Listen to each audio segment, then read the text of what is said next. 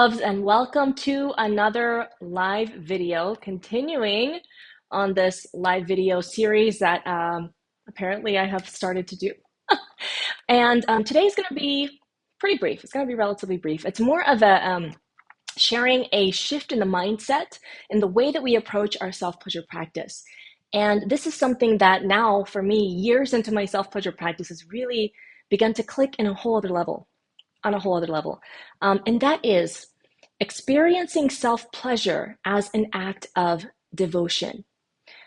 So a question that I receive often from women is, okay, well, I was excited, I was all gung-ho, all just motivated to begin a self-pleasure practice. And then after a few times of doing it, I'm kind of like, I don't know. Now I have to make myself show up. I have to tell myself this is something that I should do, and that doesn't feel good. What do I do? And I have found myself having this conversation so many times that I figured I would make this video about it. So in the last video, I shared a few ways that self-pleasure is deeply healing. So part of that and the intention in that is to help paint a clearer vision of the possibility, the transformational possibilities within this sacred practice. And to take this a step further, or a layer deeper, the way that we approach this, the energy that we approach our practice with, makes all the difference in the world. And so, as I've said so many times, the self-pleasure practice is not a place where it's not a thing that you have to do, that you have to check off your to-do list for the day. It's not meant to be something that adds more shit for you to do in your life, more shoulds, like just less shoulding overall and more being, and whatever practices support your more a way of being that has more of the ease and the pleasure and the flow and whatever you want to experience, whatever energy you want to experience in your day. So beginning to see your self-pleasure practice and approaching it as less of a discipline and more of an act of devotion, that subtle shift in just how you think of it can make a vast difference. And especially for those days where you really don't feel like it, you're not in the mood. When I first started sharing about this practice, a lot of women would ask me, well, what do you do when you just don't feel like it? I'm like, well, I rarely feel like it. It's not like I am dripping wet and I'm horny and I need to have all these orgasms and I just can't wait for my self-pleasure ritual to take the edge off. It's not that. This is such a sacred act of devotion. And I'm so glad that these words have come through within the last couple days to share this with you now. I was like, devotion. Yes, devotion is the word.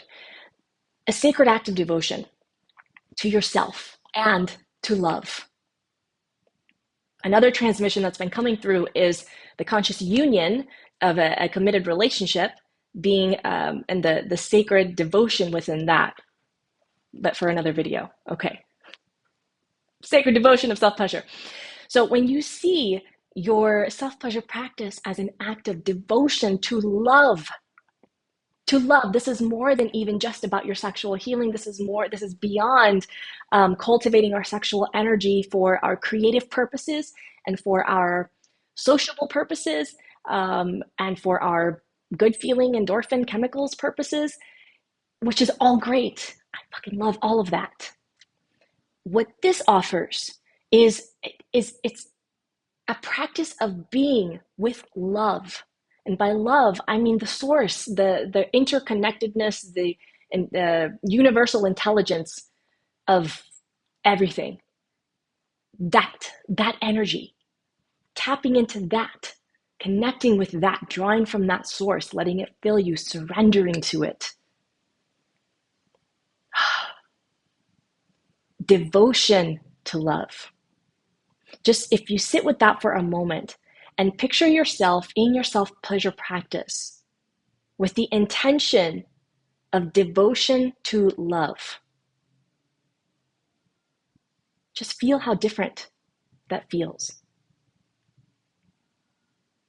Then thinking about going into a self-pleasure practice with the intention of, I need to have an orgasm and I need to check this off my list. And so that's the whole concept. That's the whole concept. This is one of those things that when it clicks, you're like, oh, holy fucking shit, this was there all along. So I'm gonna let that simmer. Hi Ashley, hi, thanks for joining. So approaching your self-pleasure practice as an act of devotion. Oh, and there is one more thing I did want to say about this. Okay. The questions to ask, to reflect on in this practice, when you see it as an act of devotion to love, is, where am I armored up? How am I self-protecting? How is my pussy reflecting that? How is my womb space, my yoni, reflecting that? Because your yoni wants to open. This is not even physically for penetration, but just the energy. The energy wants to open, wants to receive, wants to give love, wants to be love. And so when you allow that space, you're in your ritual, in this container you create for yourself, time and space wise, whatever.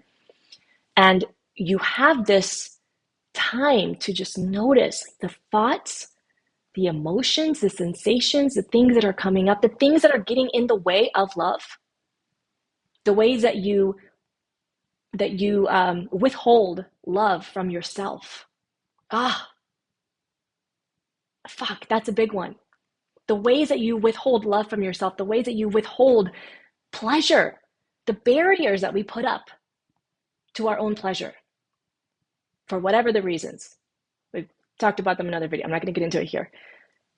But the barriers that we have put up out of self-protection. In what ways do I still not trust that I can let love in?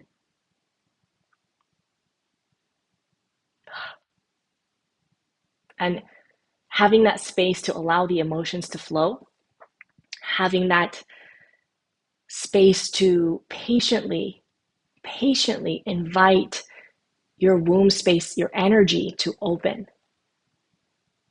And logistically, mechanically, like physically, this may look like working with your pleasure wand really slowly and slowly massaging your way in, not forcing, not trying to get to the spot that you know is guaranteed to give you an orgasm and then just go, just get it out of the way.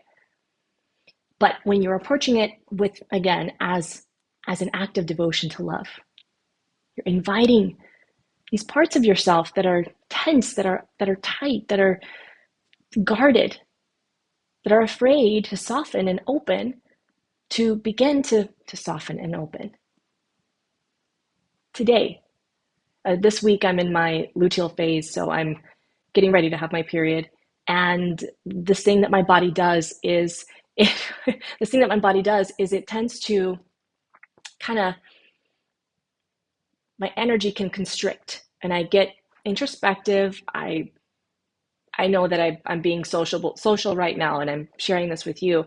But as a whole, I'm not trying to, schedule an interview after a coaching call, after a video session, in that week of my cycle, because I know that I just need more space to process, to feel, to just be, and not have anything so much to do. And so today I really noticed that in my self-pleasure practice, it took about twice as long. I took twice as long in my practice earlier today, simply because I noticed that my yoni, my pussy, needed more time to relax and open and soften. And she was just like, I'm stressed, I don't know, And so patiently, lovingly, just being with her, just being with my body, and no agenda. We don't have to get to that spot. We don't have to get to that spot or that spot. And it's okay. And no pressure. And we're just here being with each other. And so what I got to experience today was a much more gradual blossoming within my self-pleasure practice. And honestly, at some point, I thought to myself, maybe I should just not do this today. Maybe I'm just like, I don't feel like it. This is going to take too much of my time, and I have this thing at this time. But deep down, I knew, like, no, you have enough time. You got plenty of time. And it's like, do you want to be with yourself and let down your guard a little bit or not? And if not, then that's okay too. So I chose to breathe into the moment and be there and be present with my body and release the expectation of whatever I thought was supposed to be happening in there. I'm going to spare you details, but it turned out really, really beautifully. So, again, all of this, because of this intention, this mentality, this mindset of having this practice as a devotional practice and not just another chore to check off the list. I would love to hear what resonates with you in this, and if something clicks for you in this or after this, and tomorrow, next week, next month, and you're like, oh, devotion, yes, I got it. I would love to hear from you. Come back to this video and let me know. Otherwise, if you have not yet checked out the courses that I offer, ways that I can support you in that opening process, in the healing journey, in the remembrance, all of that good stuff, all that good juicy stuff, check out I'm going to add the link in the description below shortly after this live replay uploads. But in the meantime, you can go to lucylampy.com or go to pussypowered.me. So thank you for joining me, and here's to your pleasure and your awakening for a pussy-powered life.